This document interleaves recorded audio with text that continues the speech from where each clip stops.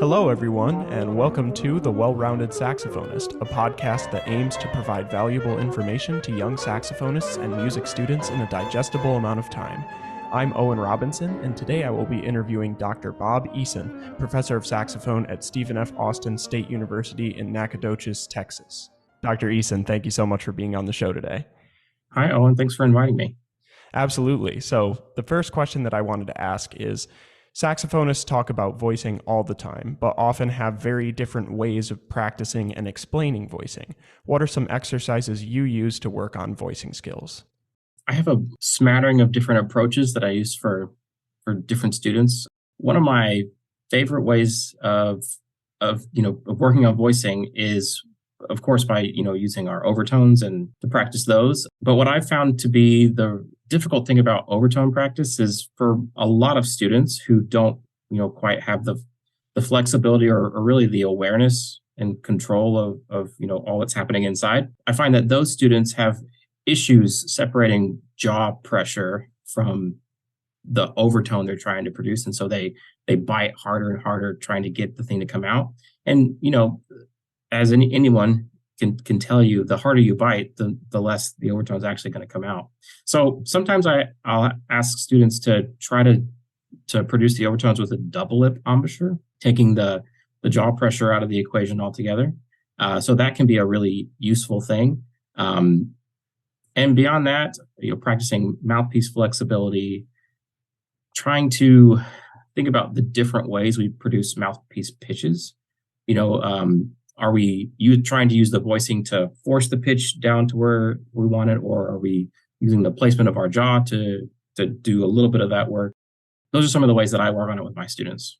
That's great to know. I think, the issue of biting is something that people talk a lot about, and like you said, I think younger players who are sort of venturing into overtone exercises or the altissimo register tend to increase their jaw pressure to try and get those pitches out. And I think we all know that the longer we keep up that habit, the more problematic it can become in many different ways.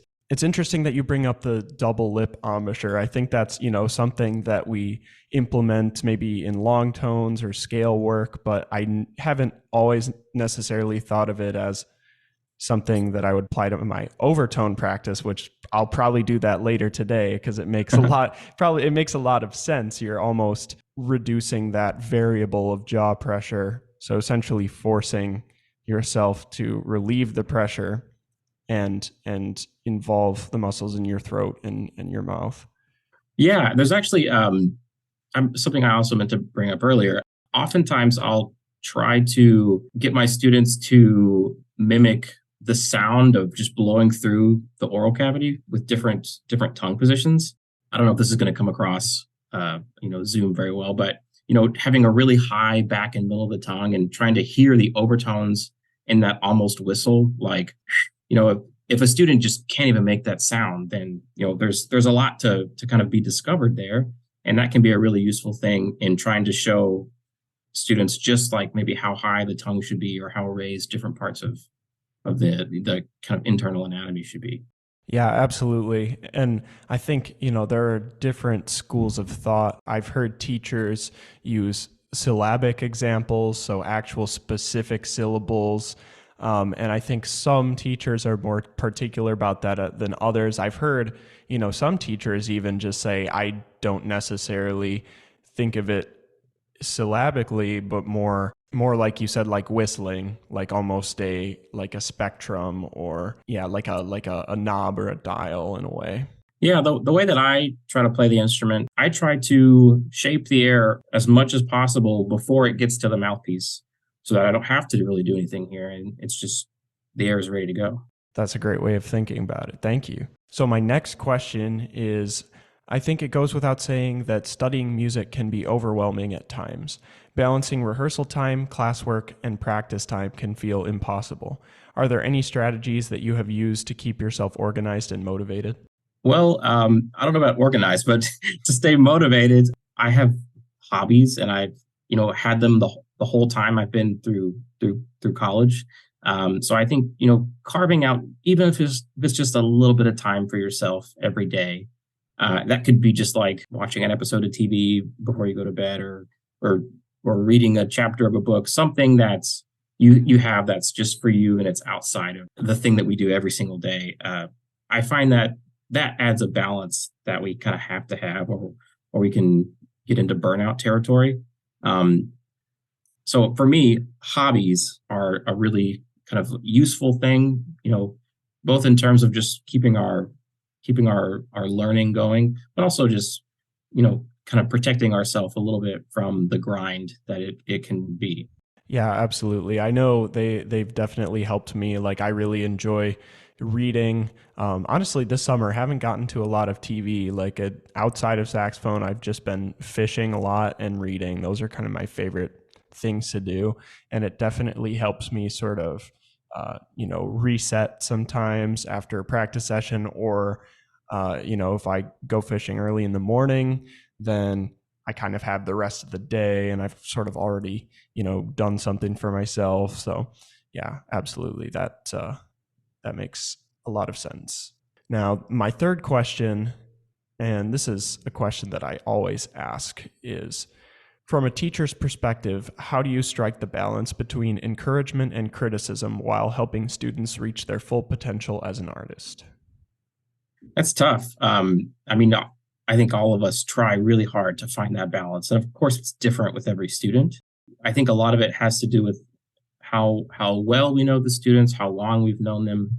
But I think we have to try to, you know, listen past whatever they've prepared to try to see, where they are developmentally, and to, gauge what's appropriate to accomplish, and what would be a struggle. It's hard. I every semester my students know that they start kind of with all my good graces. They I what however they ended the semester, I don't ever hold that against them if I feel they haven't really prepared as much as they could have. Everyone starts from 100 basically. But as far as striking the balance, I think we have to push ourselves. This isn't a degree we can get through complacently. We have to kind of be pushing ourselves, and always kind of stretching in that way. And that doesn't mean that we have to practice, a million hours a day, but it does mean that we have to try consistently. That's where we make the most progress. And so it's pretty easy to tell for most of my students if they've really got that consistent practice in. And if the consistency is there, then I'm not going to be super condescending or hard on them if they're not quite getting it. But the consistency, I think, is the thing. It's just showing up and trying every day. As far as that's concerned, as long as that's there, then we're only having fun and improving. That's a great way of thinking about it. I think, there are a lot of different schools of thought on just how many hours a day people should practice, or what a musician's life should look like. And it's always refreshing to hear a teacher's take on it, in that it's about it's about the actual music making process, and the quality of the work that somebody is putting in, and the consistency of the work that somebody's putting in, not necessarily the quantity. I was recently watching some YouTube video about Chopin, and Friedrich Chopin would ask that his students practice no more than 2 hours a day during the summer, which I thought was very interesting. But his school of thought was it was the quality of the music over the quantity that they were playing. I thought that was really interesting. One of the great, piano virtuosi talking about no more than 2 hours a day. I was like, wow, that's not what I would necessarily expected.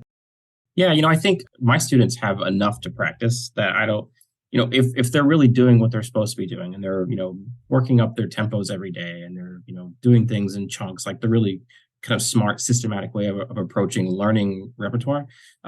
If students are going through those processes, like they know they're supposed to. I mean, that takes a lot of time. So I feel like as long as we get done what we need to get done, that's the important thing. Yeah, when you really go through a detailed practice session, say you're working on even one movement of a piece of repertoire, and you really go through those.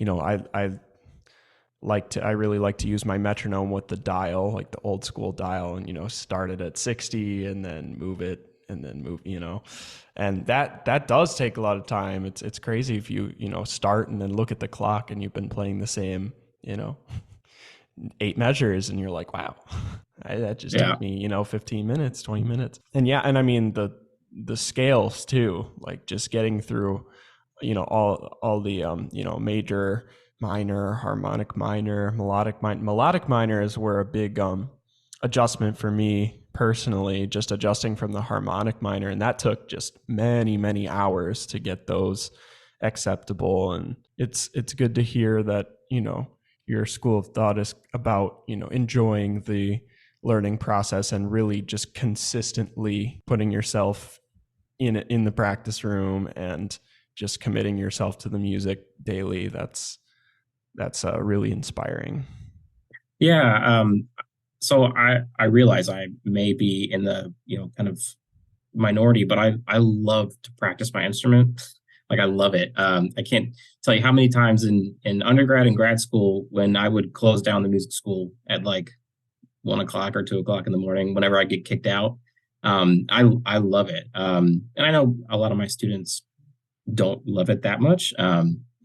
But as long as I think we have really high standards for ourselves, and if we're really adhering to those standards, then you know it all just goes with it. Yeah, absolutely. No, I've been there as well, trying to hope that the janitors don't go past your practice room and be like, hey, get out of here, it's the music building's closed. um yeah, it's funny, we have a joke here in the MSU studio. One of our students started, whenever somebody's practicing super late, one of our students will just walk by the practice room and just yell, go home. it's Yeah. it's too late. Yeah, so I have a couple more just general questions. And we kind of talked about this already, but what do you like to do outside of music? Oh man, I have too many hobbies. I love to garden. Right now, the beginning of July, we have a thriving garden. We planted a bunch of cherry tomato plants this year because my daughter just loves cherry tomatoes. And so I built a 10 foot tall trellis, and they're all the way up the trellis, hanging off the other end, and so they're probably like 12 or 13 feet long. But those are doing really well. Last year we had a watermelon patch, and that was a lot of fun. So I love to garden. I love to build computers. I've built all my computers, and for my friends and family. That takes up most of my time. I love to read too. I've kind of just got back into reading. There was a couple of years when I just really didn't read very much, but this I've kind of mixed when I can sit down and read, and also I'm listening to audiobooks. I spend a lot of time in the car, going to and from the airport, or going across the state to relatives' houses. So between reading and audiobooks, I've read, I think, 11 books this year. So yeah, between those three, that takes up all my time. Yeah, absolutely. That sounds like those are very productive hobbies too, like absorbing information, growing food and building computers. Like that's, you know, those are awesome. But yeah, I can see how they would take up, a lot of the time you have outside of teaching and playing. Yeah. What about you? What are your hobbies? I'm really into fishing. That's more of a seasonal hobby. I don't do any kind of ice fishing. So I just do, fish during the late spring, summer, early fall, and then, school year, I don't do it at all. Um, and I'm a jazz studies minor at Michigan State. So outside of classical saxophone, I'm really into jazz saxophone. And when I can find that extra time, I like to practice jazz as well. And I've played in one of the big bands at Michigan State for a couple of years. And yeah, I got to take some lessons with Walter Blanding this year, which was really fun. Um, but yeah, and then reading. I really I'm a slow reader, but I really enjoy science fiction, and so like it usually takes me quite a while because oftentimes science fiction books are rather long. So I'm on the third book of the Dune series now by Frank Herbert. Really, really love it. But it's a process for me. It takes me a little while to get through a book, especially if I'm like practicing, working, trying to do all these other things. So yeah. That's cool. I just finished book 4 of the Red Rising series. Okay, I'll have to check that out. Yeah, I think the author's Pierce Brown. Okay. But yeah, it's cool. It's science fiction, so I love it. Yeah, I'll have to check that out. I'm definitely science fiction's pretty much always been my favorite genre. And then my other general question is, what are some core values that you hold as a person? I think we could all just be nice to each other. I think that's the most important thing. And also, be kind to ourselves. I think, back in the last, 20 or 30 years, the times when I've been the most upset, sometimes have been because I just, wasn't really being kind to myself. So I think, be nice, be kind to everybody. I completely agree with the being kind to people. It's not that hard actually, and in being kind to yourself in turn allows you to be kinder to others. One of my just expressions that I picked up and just kind of held on to is like, if you don't have anything nice to say, don't say anything at all. It's okay to just sort of be neutral sometimes. Mhm. Yeah, well, thank you so much for doing this. I appreciate it. Yeah, of course. Thanks for inviting me. It's been a lot of fun. Yeah, absolutely. So you have any performances planned this summer? Anything interesting coming up? Yeah. So actually, next week, the Canary Quartet is going to be at the Chamber Music Northwest Festival in Portland, Oregon, and we're there for a couple, I guess like 5 or 6 days, and we're gonna play uh, kind of like our regular concert that we've been playing the last couple of months, and then we're also gonna play on a concert with Wind Sync, woodwind quintet, and we're gonna do a new setting of David Ludwig's The Anchoress for saxophone quartet, woodwind quintet, and soprano voice. So looking forward to that. It's gonna be fun. I'm looking forward to that too because I really love David Ludwig's writing.